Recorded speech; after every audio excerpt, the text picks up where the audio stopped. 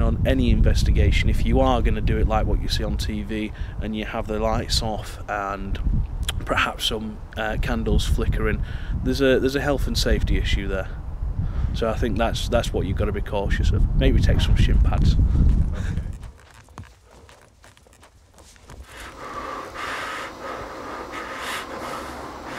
Everyone seems to know a ghost story, so I went to speak to a woman who claimed she had a ghostly encounter after her husband brought home a World War II jacket and hung it up in their bedroom. I got into bed that night and dropped off to sleep pretty quickly.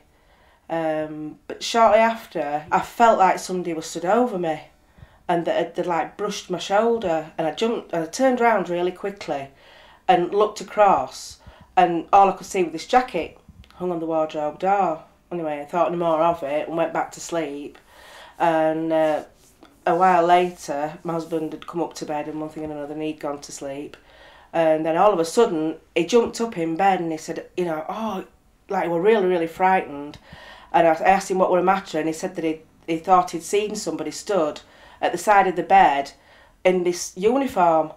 Anyway, we quickly put on the light, and we both looked across to where he thought this presence was. And it was just this jacket hung on the wardrobe door. And it freaked him out that much that he got out of bed and shifted it into another room, and everything just seemed to go back to normal. But it was a really creepy experience. The first thing you should be looking for, on film at least, is what we call orbs.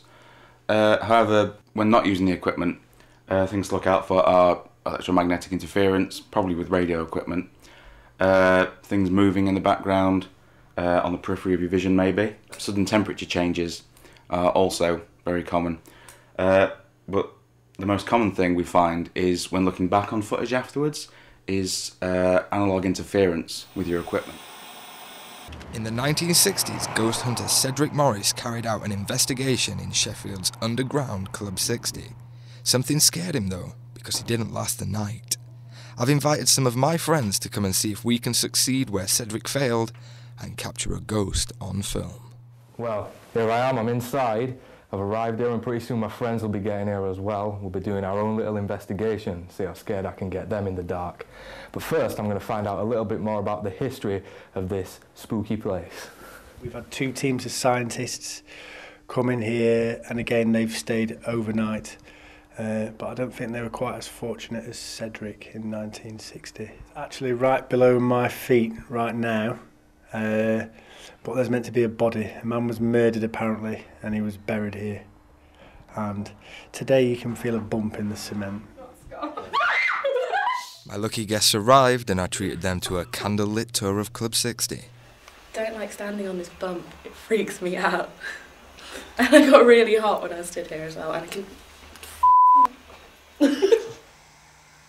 I know, I don't. Well, I reviewed the footage, and to be honest, I can't find anything out of the ordinary.